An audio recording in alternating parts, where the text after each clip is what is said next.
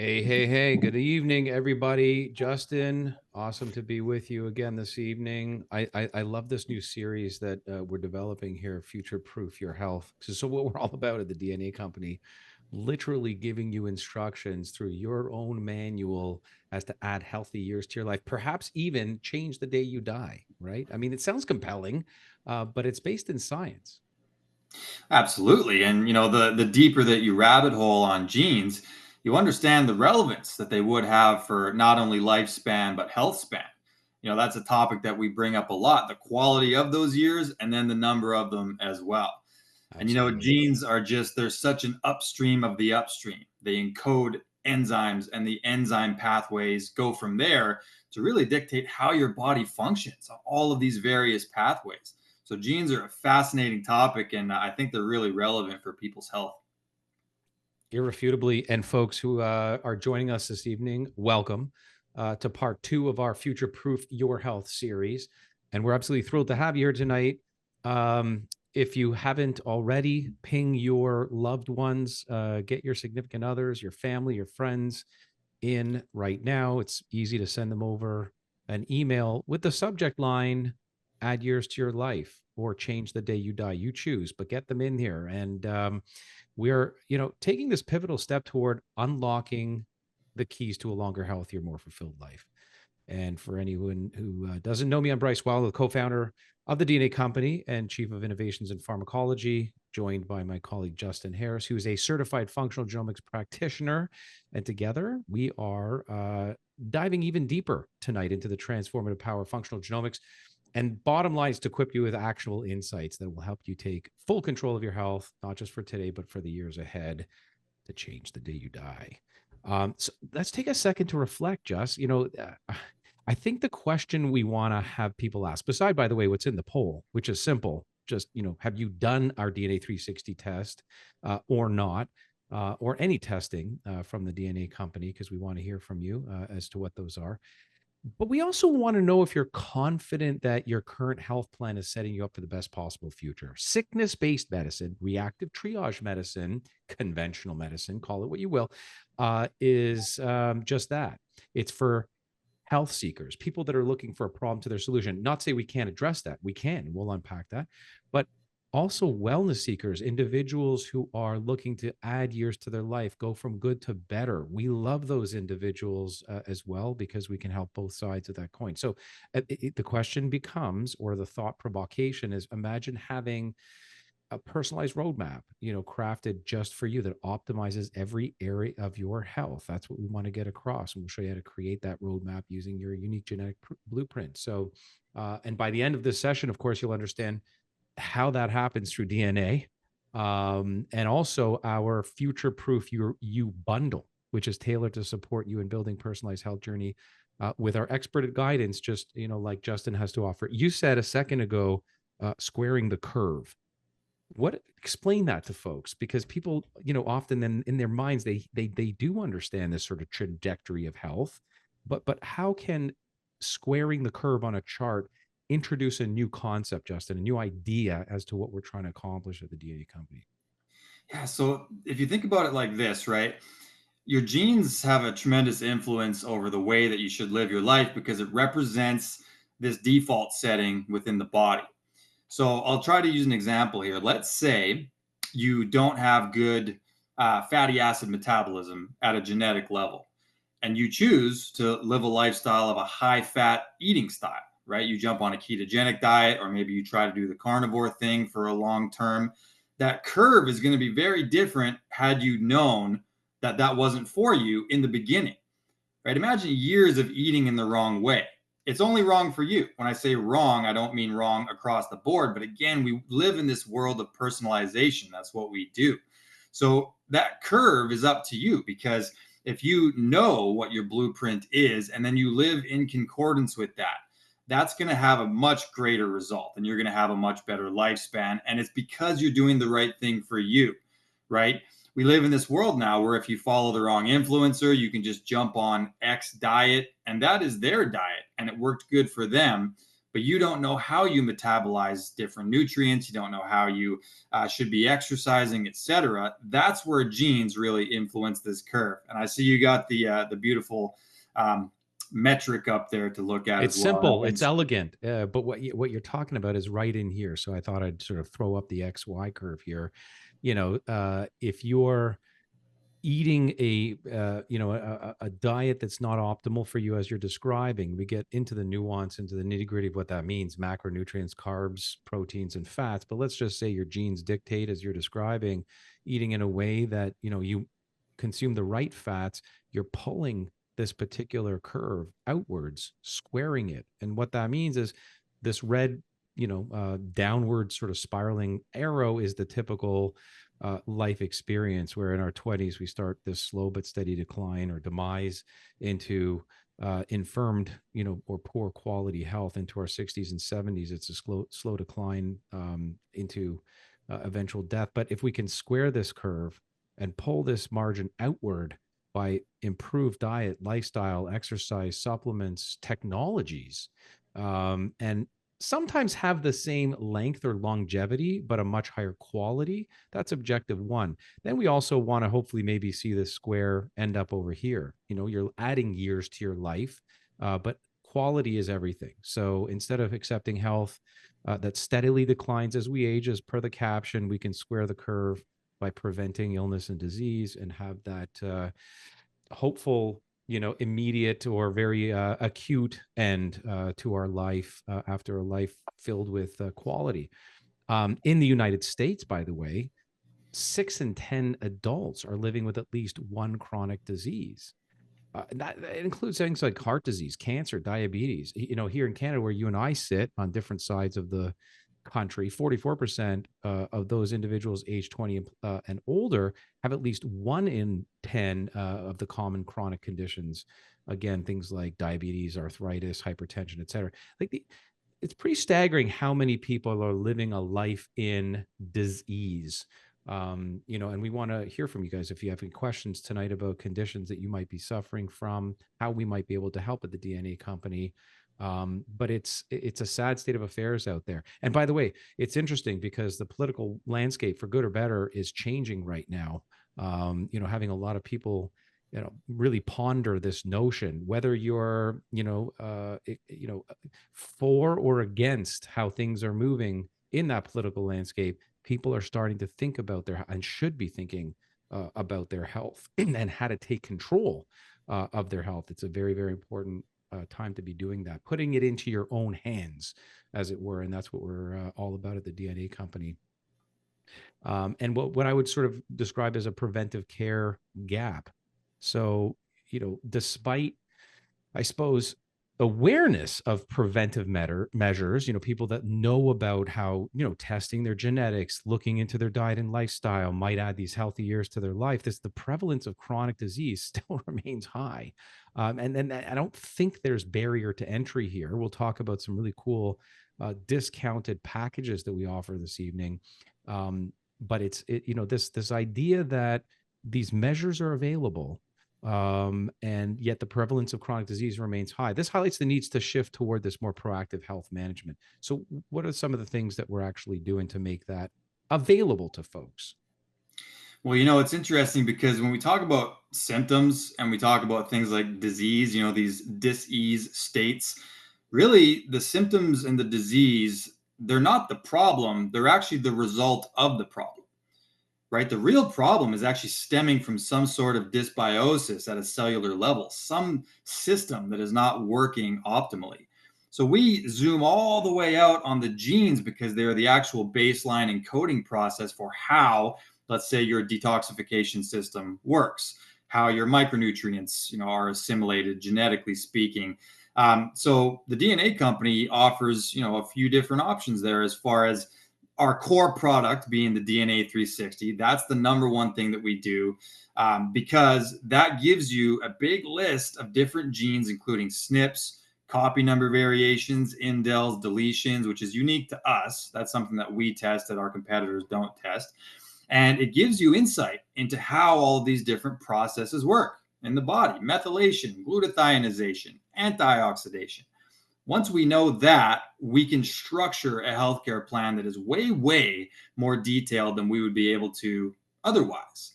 Once we know the genes, then we've got things like our DNA aging test, which we'll talk a little bit about tonight as well. That's great because it gives you all these different measures via 3 different really technical clocks that can show you what your actual biological age is compared to your chronological age.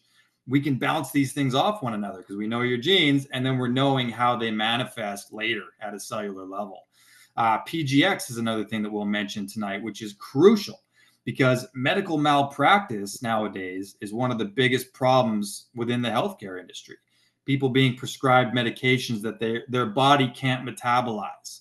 That's actually a Huge. genetically encoded thing, believe it or not. So we offer PGX, we offer DNA aging is what we call it, and then we offer the DNA 360, which really gives you the biggest, broadest health view you could possibly get for one test. Absolutely. Justin, how would you explain the idea that our genes don't dictate our fate, but ultimately provide this blueprint for health, this instruction manual?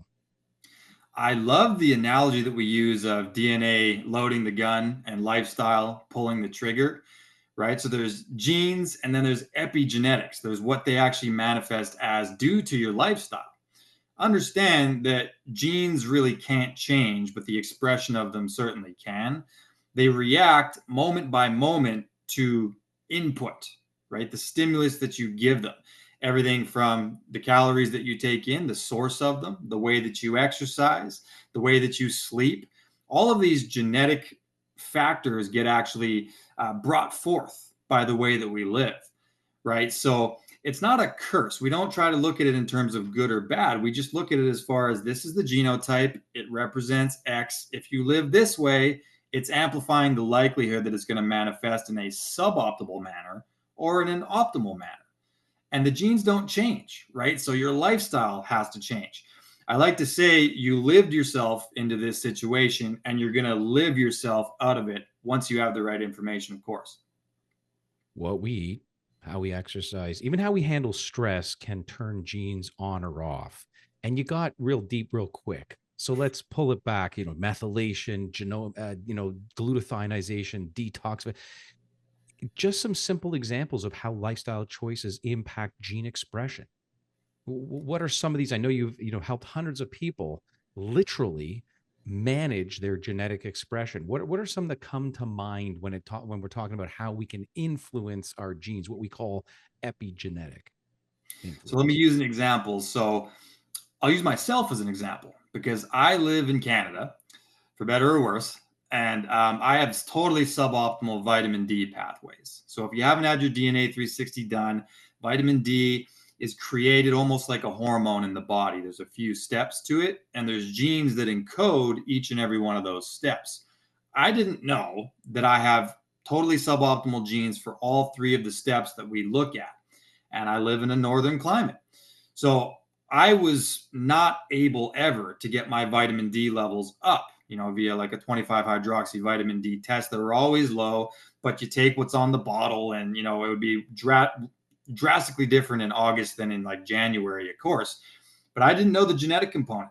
So once I knew that, I recognized, okay, I have to space out my dosing protocol. I have to increase my dose, especially in those winter months.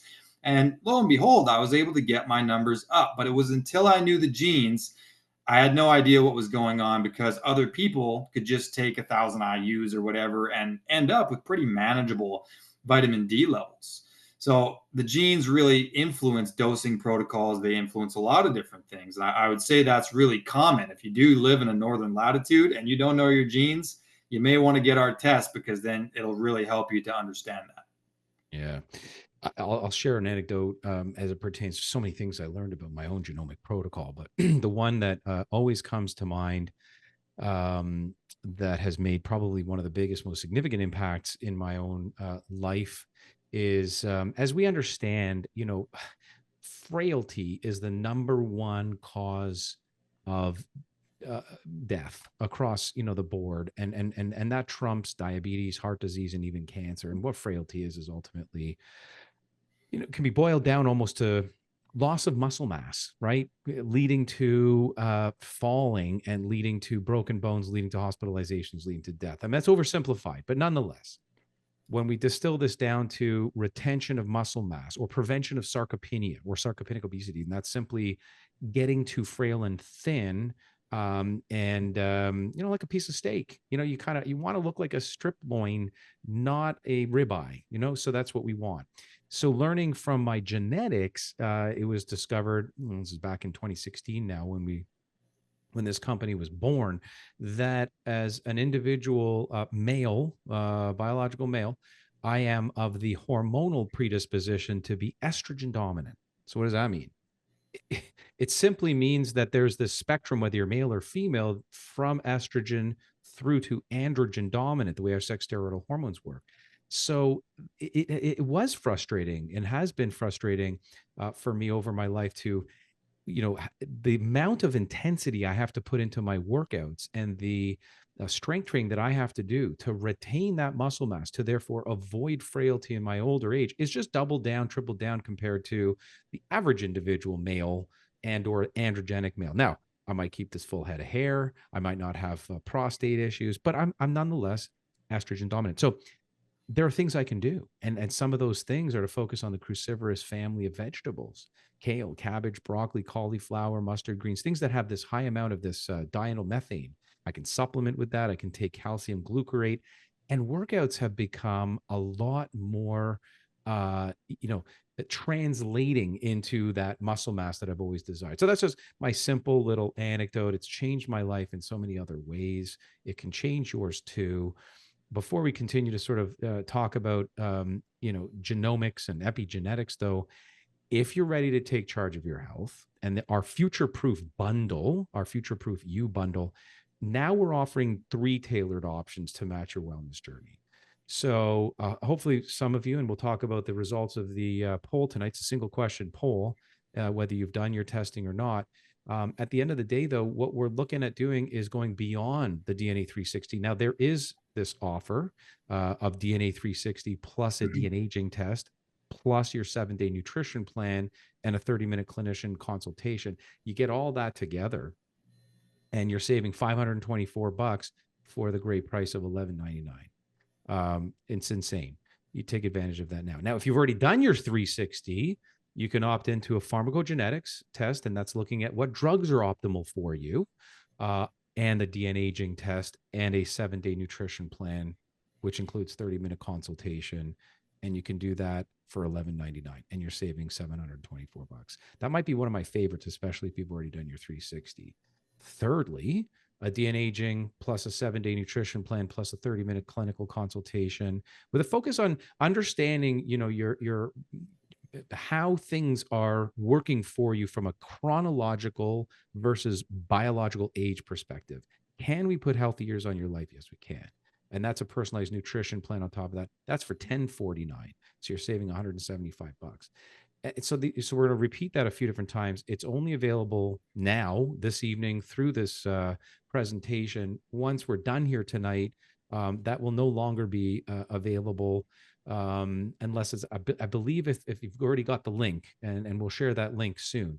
But it's for a very short period of time. So here's how people answered the question around future-proofing your health. We asked, have you done any testing at the DNA company? Yes, just the DNA 360 test. 39% of folks answered that way. So happy you've done it. You're armed with your playbook. We can help you out with how to understand it better. You can talk to any of our clinicians, including Justin, do a deep dive, learn about, nutrition, lifestyle, et cetera, as to what to do to manage those genes. And then only about 9% of folks has answered yes, multiple tests, but there's 52% of you who are joining us this evening who are saying no, I haven't done any testing. So you're lucky because this is your opportunity to take advantage of the Future Proof Your Health packages.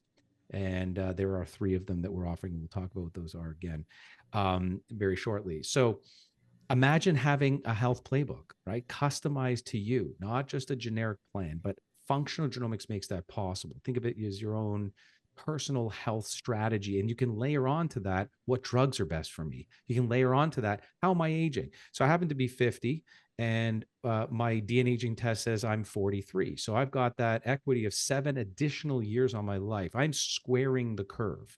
And this is the real world impact of functional genomics. It's not just theoretical. So people are already using their genetic insights to manage weight, boost mental resilience, uh, prevent diseases. Justin, do you have any other like examples of how functional genomics are impacting the lives of your clients?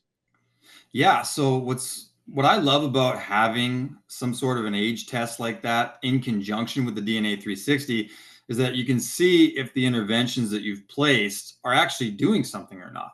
Right. Right. So you don't have to do the DNA 360 again. But Bookend. right, the other one you would. Right. So we're talking about an upstream versus a downstream effect.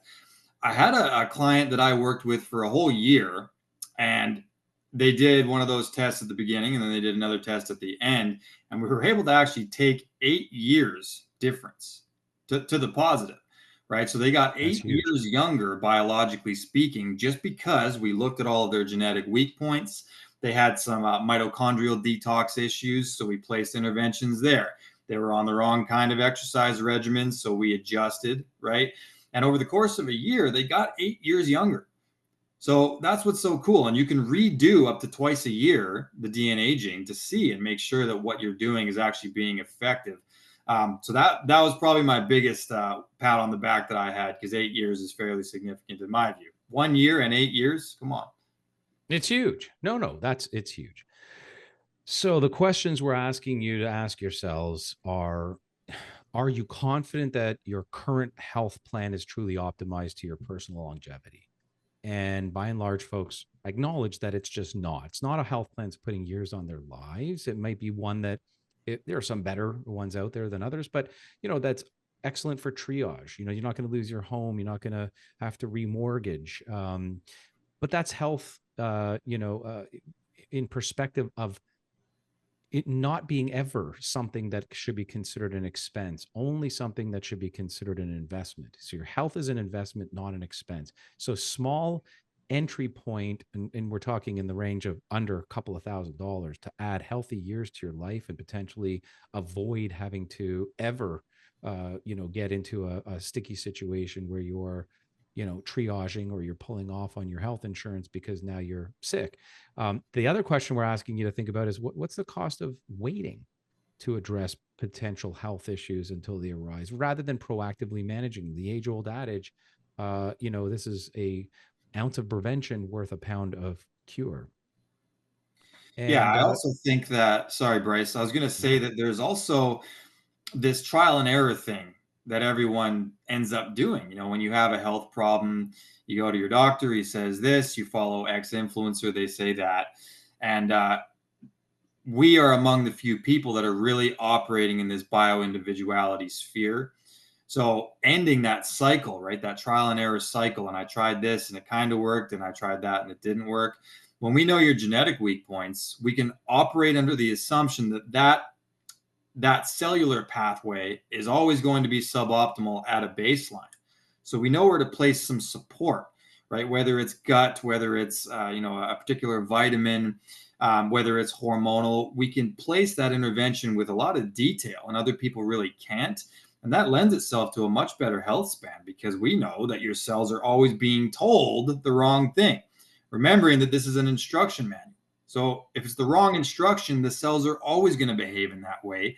And we know how that influences this pathway. So let's reinforce the ones that aren't being supported genetically. And of course, that's going to help you with your health outcome.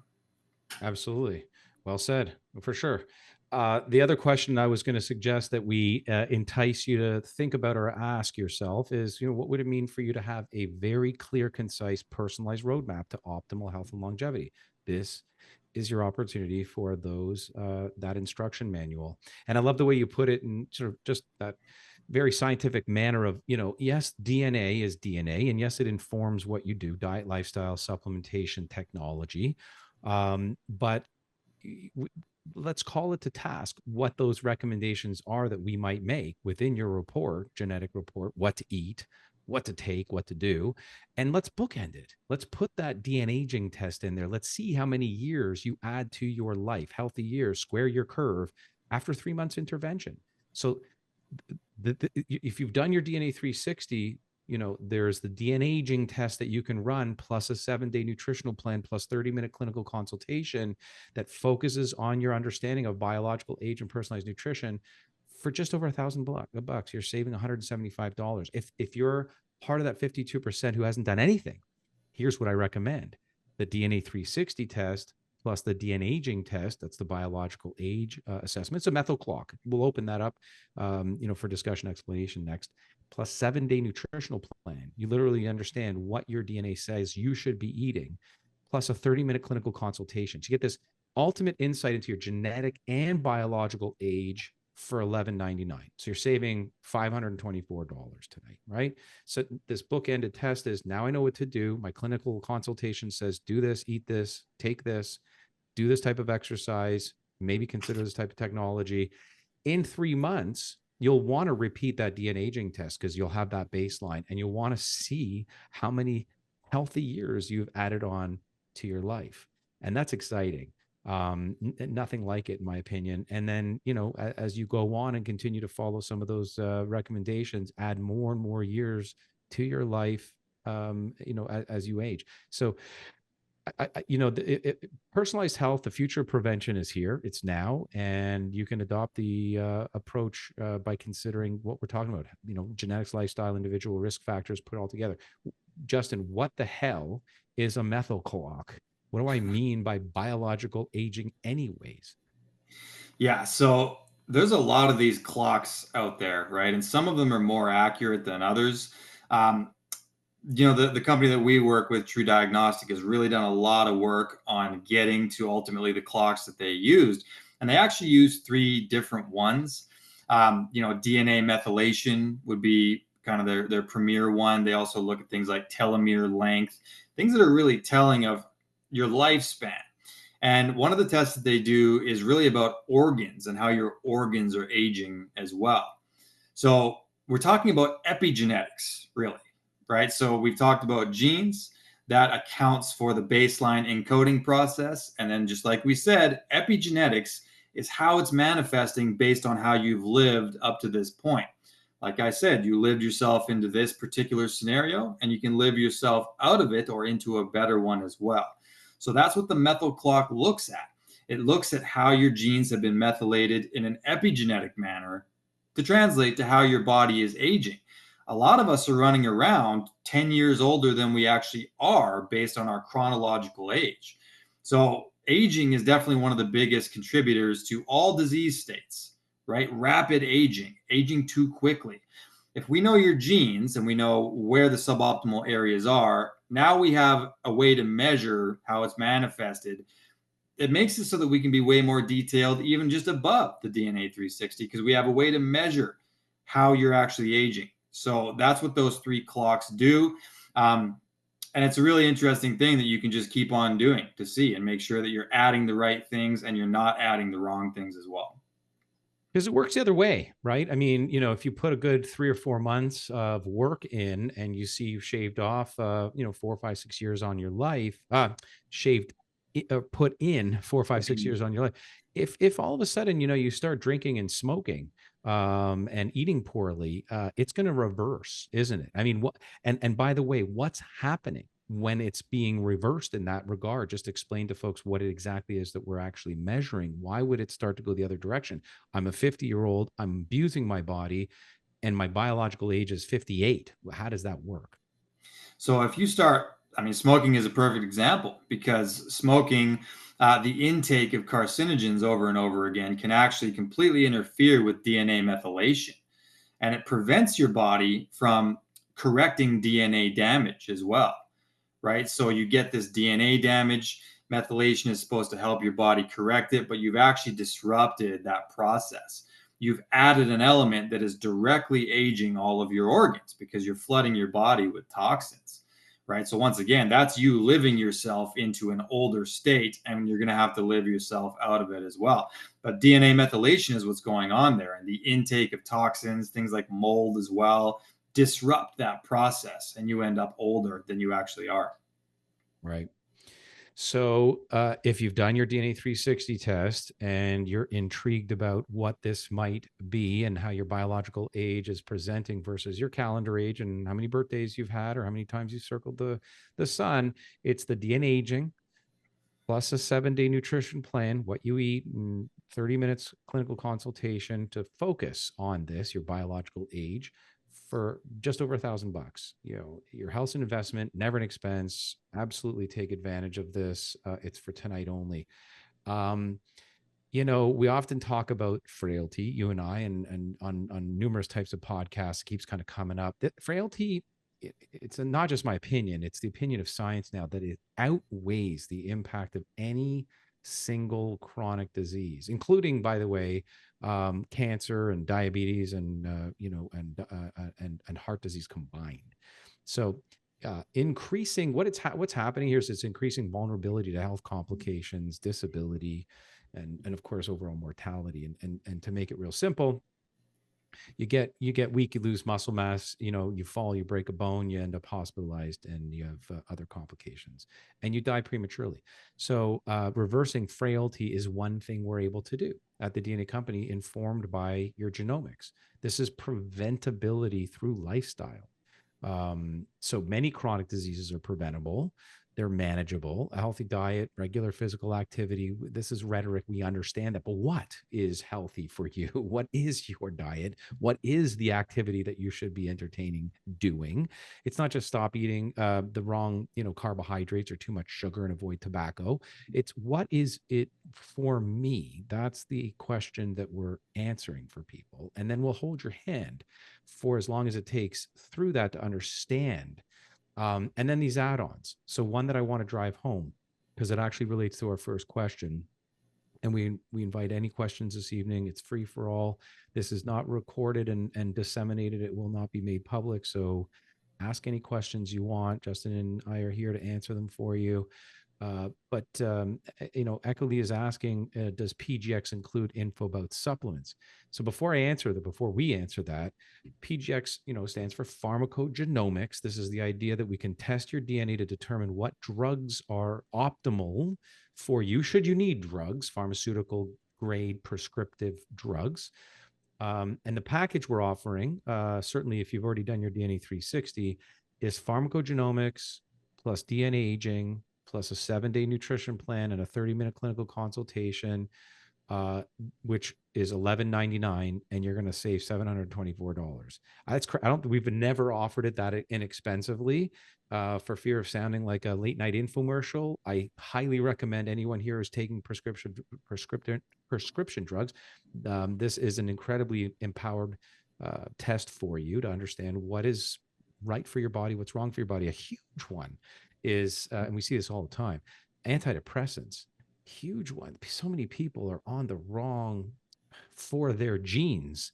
I'm not asking anyone, by the way, it's very important to note, don't change anything about what you're doing without speaking to your doctor or healthcare provider. This is not intended for any diagnostic intervention and or recommendations, for your educational purposes only, but being informed as to what works or doesn't work for your DNA from a drug perspective. Just doing that's going to add years to your life. So anyway, pharmacogenomics, and the question being about, does it include information about supplements? So the report itself won't say devil's claw is good for you for your genes. However, the report itself, and it will do that for drugs. Like, this is a warning. Don't really consider going back to your doctor about this drug, or this drug's terrible for you, and here are all the drugs that are good for you. But whether a drug's good or bad for you based on genetics is essentially how you metabolize, how you detoxify and clear the drug. Because, by the way, a drug, even Tylenol, for example, it starts in this preform, and then your body takes that drug and it makes an active and a metabolite. And it's the active constituent that's going to work for you. It's going to do tell the brain, I'm not feeling pain, if it's Tylenol job. And then this other aspect of it needs to be cleared along with the drug itself. So your liver does this, and other function in your body sort of separates these chemicals, makes one active and another one not active. But once that's done, you have to clear it. You have to pee it out, poop it out, sweat it out, breathe it out. You have to detoxify it. We all differ in our ability to metabolize and detoxify. Botanicals are very similar in the way that they operate, and they have a lot more to offer in many instances. Their ability to do a lot of things at once and sort of at a lesser degree of impact than a drug, which is usually single action and quite stressful to the body in most cases. So, in a roundabout way of saying, the PGX report, the pharmacogenomics report, indirectly touches on botanicals and even certain nutraceuticals and how they're processed. So MTHFR is a perfect example. So we look at the methylation, and that's in our DNA 360 from another perspective. COMT, COMT, depending on how you process your B vitamins, we might make recommendations. But then we have what are called the cytochrome P450 genes, CYP2D6, CYP2C19, 2C69, 3A4, 3A5, all these different genes that describe how you break down certain compounds. So perfect example would be St. John's wort, which is used as an antidepressant or a mood regulator. Then we look at the UGT1A1 gene. That's really important for things like curcumin, which is an extract of turmeric to help manage inflammation. The VKORC1, that's involved in a bunch of drugs, primarily blood clotting, but vitamin K, that's a supplement that might impact. So we have clinicians that can interpret through these things. Oh, another one is G6PD, right? That's a really important one, and how you manage vitamin C or take vitamin C in an intravenous capacity. So long way of saying, yes, that some of this information could be teased out.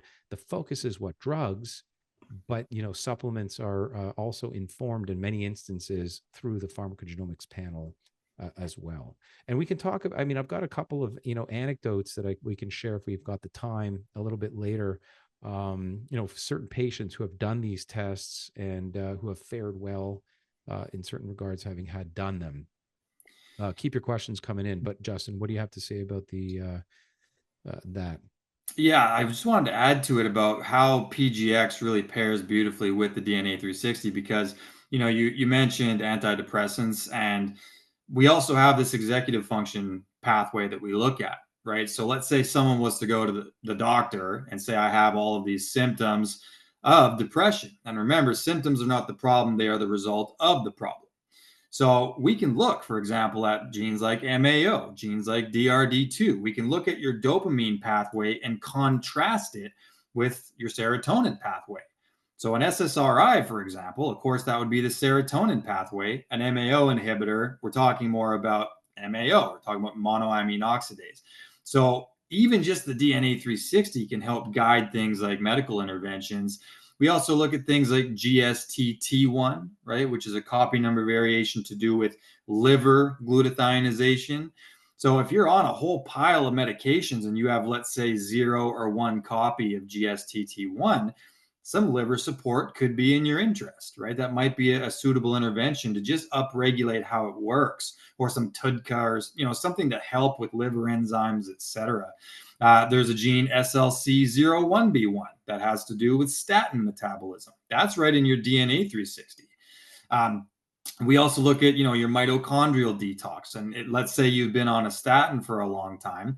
I'm not blatantly against statins, however, there can be some toxicity at the level of the mitochondria, and we're going to want to know how your antioxidative pathway works there.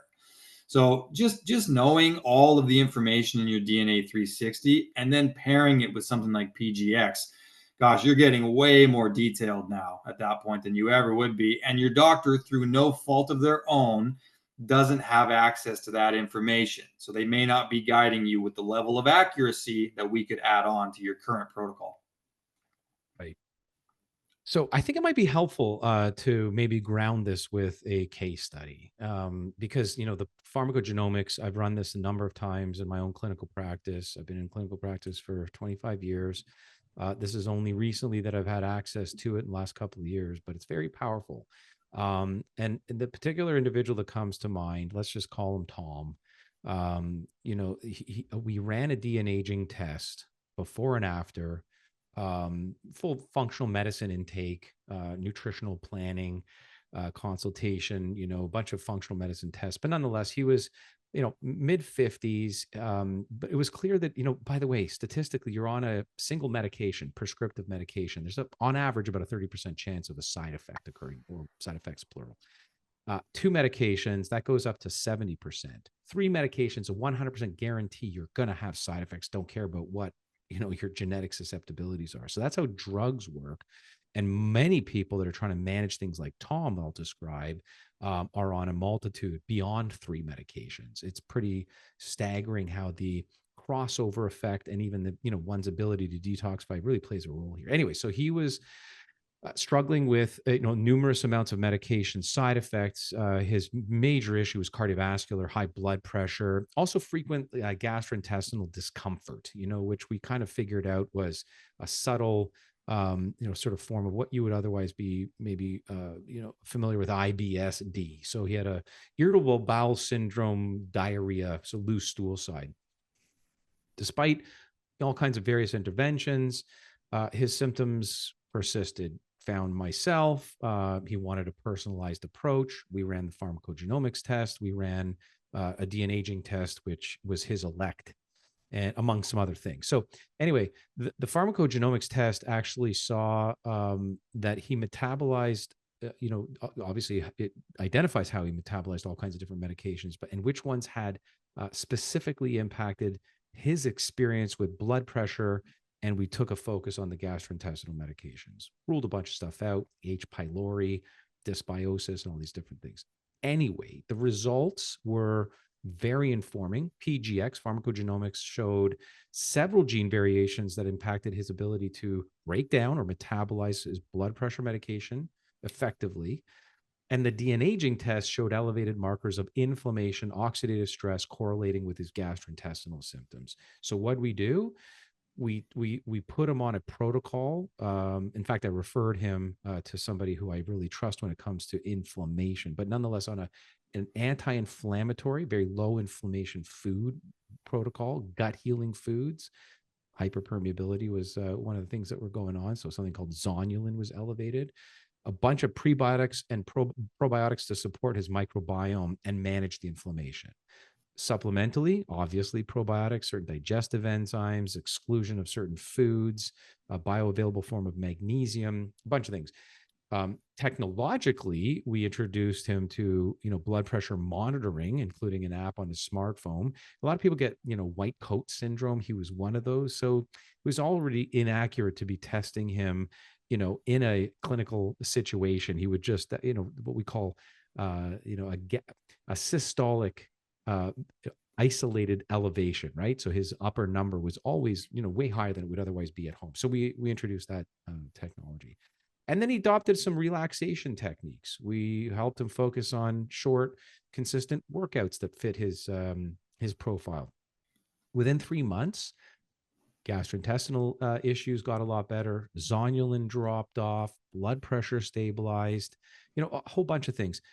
Way fewer, changed some of his prescription medication informed by his pharmacogenomics, and his biological age markers reduced by 2 years. That might not sound like a lot, but within 3 months, buying 2 years, right? That's huge. And now these medications, and I would argue as we continue to test and assess, Tom, that, and by the way, he reported a much greater sense of overall well-being, right? That's quality of life and control over his health. I would argue that if we repeat this testing, which we typically would in another 6 months, by doing nothing extra, he'll probably have put another couple of years on his life, right? So this just sort of paints the picture of how we approach at the DNA company, this sort of, togetherness of all these different things. So let me remind everybody here what we're talking about in terms of these packages, which are exclusively tonight. We're talking about, hopefully you've done your DNA 360. Even if you haven't, it's a great starting point. DNA 360, DNA aging, nutrition plan, 30-minute consultation. Normally that's approaching $2,000. It's $11.99. So get on it if you haven't already done your DNA 360. That's a perfect plan because ultimately you can then judge, as Justin, you were saying earlier, how many years you're putting on your life by repeating that de-aging test. But this pharmacogenomics test that I described that Tom did, and anyone taking prescription medication out there can and should do, it's the PGX test, the de-aging test, that's Tom, 7-day nutrition plan, 30-minute clinical consultation. And then you can optimize your path with this pharmacogenomics an option, and you're saving like $724. So that's also $11.99 as far as a package goes. So we include these different options because we were asked, not because we are thinking to ourselves, what do we want to sort of promote tonight? It's because people literally are asking for these packages to help them understand the various components of what makes most sense and what's most important to them. Let's answer a question. Catherine is asking, and it's long, so forgive me here. My profile is, so she's talking about her dietary profile. Her profile is fat intake at less than 20% daily, less than 25% carbs, and more than 75% fruit, veggie with high fiber proteins, poor response to toxins. I guess she's done her 360 is what I'm gathering. I'd like to know where legumes fit into that percentage, sort of the percent split as far as carbs and protein. I'm not a vegetarian, but with climate change, would like to replace protein. I guess she means animal protein with legumes. We're having this conversation the other day. So first of all, why don't you dive into that? This is really where your expertise shines, Justin, among other things. But protein, the best sources of protein, amino acids, profiles, and depending on genes too, right? Yeah, it's definitely depending on genes, and there's so many things to that diet profile that need to be broken down in a proper session, of course. So I'll do this with some level of brevity. In my opinion, legumes can be a little bit problematic if you have a couple of other genes that might not be serving you so well. So if you have, let's say, we're operating under the assumption that you have your DNA 360.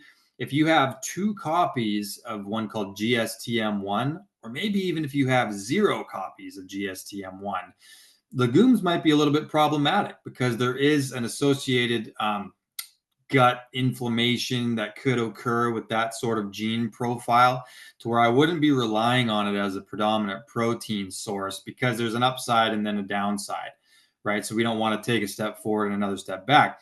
There's another one called FUT2, fucosyltransferase 2, which is actually in your methylation profile, but it has a strange dual role within the body. So we talk about it in terms of B12 absorption, because that's a really important metric to look at for your methylation cycle. But interestingly, when you have the optimal version of FUT2, it can help because it means you have good B12 absorption, but there's also a double-edged sword that it actually allows more of these plant defense chemicals through the digestive tract, where they can wreak some havoc on certain people. And legumes in general, I mean, they can have a fair amount of lectins in there. They can be inflammatory for some people at the level of the gut. They are high protein, and for a lot of people, there can be an inclusion there. But I would look at those two genes to see if it's going to be problematic. Then it's anecdotal, right? Let's say you were to replace a bunch of your animal-based protein with a plant source like that, and then you just don't feel good, or you get some breakouts or some sort of inflammatory response, then I wouldn't go that route for you. Within your profile where it says poor response to toxins found in protein, what it's actually talking about is if, let's say, you were to char some meat, like if you burned it, there's carcinogens that come alongside that. Or if you were to leave it too leftover, and now there's a histamine load associated with that. So that metric in your profile is actually talking about gut response because of that GSTM1 gene. And you could cook your meat with some rosemary on there, or you could do a coffee rub, something that's got anti-carcinogen benefits. Eat it a little bit more fresh, right? So there's not a histamine load with it.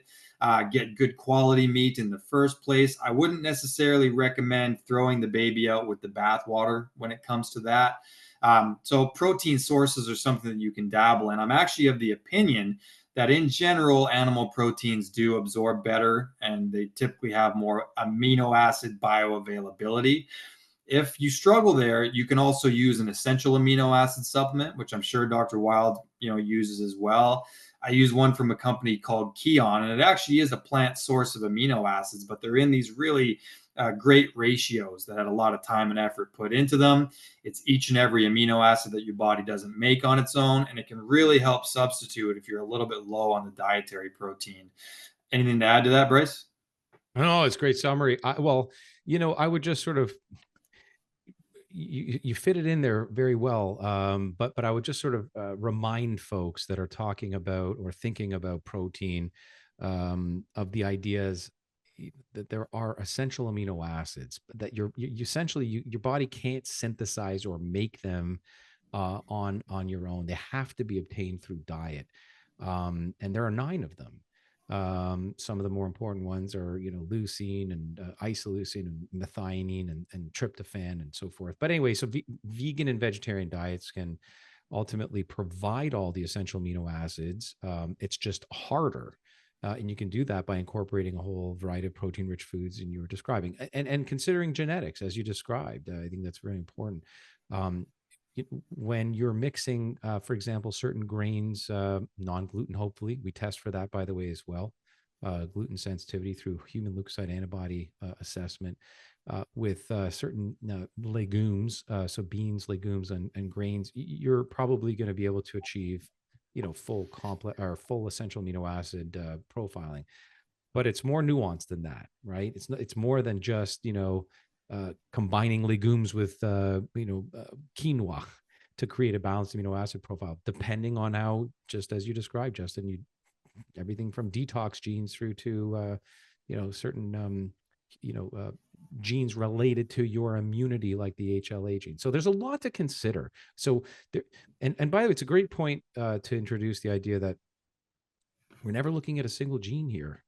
We're not looking at with this one gene says you should do that or take that. It's system approach. It's holistic. It's functional pathways.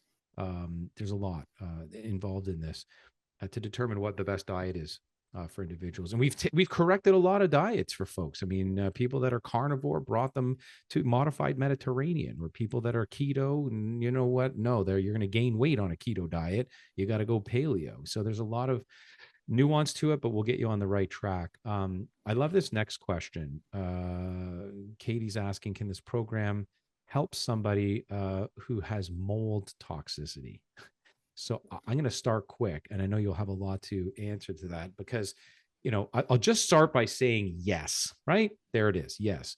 And to unpack it, I'd say, especially when combined with specific detox, and recovery plans, because mold toxicity, it can impact so many systems, not just the detox pathway, but the immune system, the pro-inflammatory response. Methylation plays a role here, mind. So obviously the executive function plays a role because it's interrupted. A lot of molds bypass the blood-brain barrier. So genetics into detox pathways, we do that. Inflammation and immune response, we do that. Can't forget mitochondrial health, obviously, energy production. It really, there's a bunch of stop gaps there when you're mold exposed.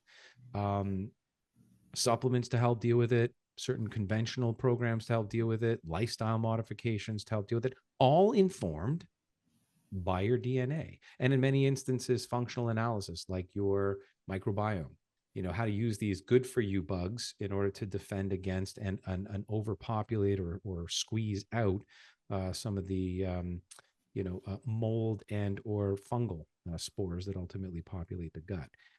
What would you have to add to that? You're absolutely right. I mean, there's so many systems of the body that mold can interact with. It's a really complicated problem. And I will say I've had numerous clients that have had exactly that, mold toxicity. They live near the ocean or whatever it is, and they'll get rid of it, and then it'll pop up in their house once again. So we end up really structuring a whole program to help prevent that from happening again. Everything from air filters, like there's a great one called Jasper, which is a really, really detailed one. We look at the genetically suboptimal areas as well. If your antioxidative capacity is reduced and you have mold toxicity, Well, we can extrapolate from there and say, okay, mitochondria are probably an area that is really going to get taxed here. So let's get in the sauna. Let's do some cold. Let's take some urolithin A. Let's do some fasting, whatever it is. But absolutely, yeah, our program can help with that because we know where you're going to do well genetically and where you're not going to do well genetically. So once mold is in there, we know the areas that are already compromised on a genetic path, then it's going to be further compromised by the mold toxicity. So it's just, again, a more specific treatment plan that you would arrive at. Yep. Absolutely. Good. Bunch of good gold nuggets there. Catherine's got a follow-up question. I think of legumes as a starchy carb. Does that not come into play? Of course it does. And another thing we look at, and I like that question because it reminds me of us not just looking at nutritional through the lens of what macro and micronutrients, but how do you deal with carbohydrates? How do you deal with glycemic index?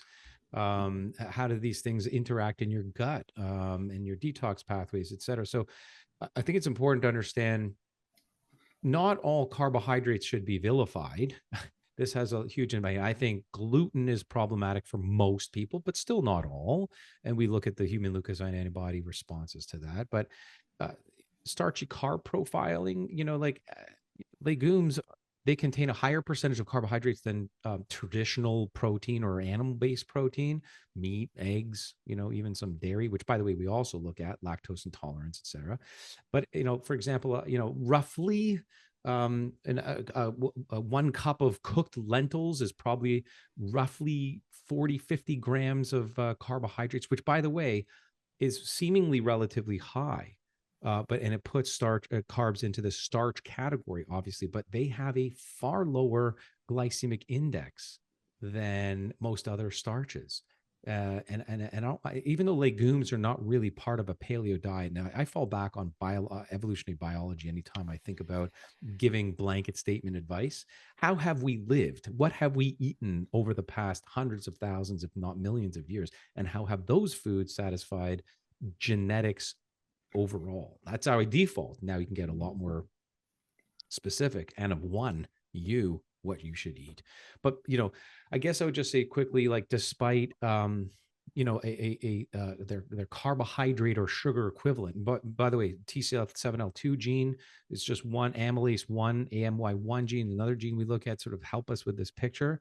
But again, despite this large or heavy carb content, they have a ton of protein. They do. They're not as dense as animal sources, but they're, for anyone looking to balance their diet, or again, modified Mediterranean, if that's what your genetics dictate, will take you down that path. And I think she was starting to talk about something or another about keeping starchy carbs under 25%. There may be logic to that, right? And one way to manage is by combining legumes with, by the way, non-starchy veggies and greens that are not high in lectins, as we started the conversation off. Well, do you have anything to add? Yeah, I mean, so much of this has to do with how you metabolize it at a baseline, but also, like, when it comes to that 25% or less metric, I would also bring your attention to the timing of it, how you're eating that 25%, when you're eating that, and how you cook it.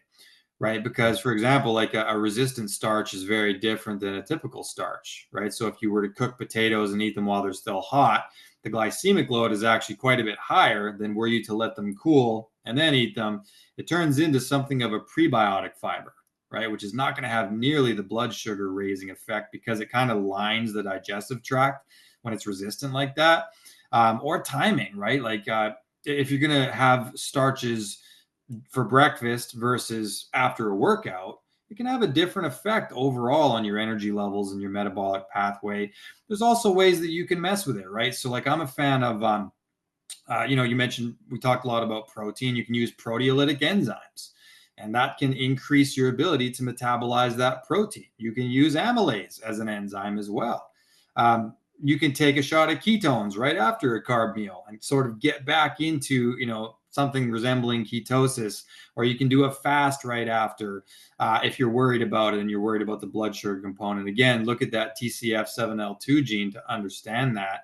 And then the type, right? I mean, there's $2 loaf of Wonder Bread that you get from, the corner of the grocery store versus a beautiful organic white rice or something that's been cooked in bone broth and then cooled again with spices and veggies in there.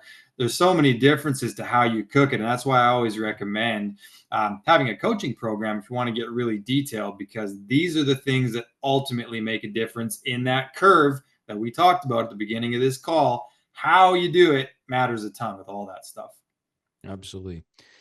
Anne is confused about something specific to the fact that the 360 suggested that her results say that she's good with carbs, but susceptible to insulin resistance. And she wants to know what that means. I think it's a great question. So we talked about this, factoring in genes like TCF7L2 and AMY1, these two genes that we look at, among other things, and the relationship between carbohydrate tolerance and susceptibility to insulin resistance is nuanced. So, if we break it down a little bit here, I would say insulin sensitivity, or let's call it, the genes that are responsible for insulin resistance.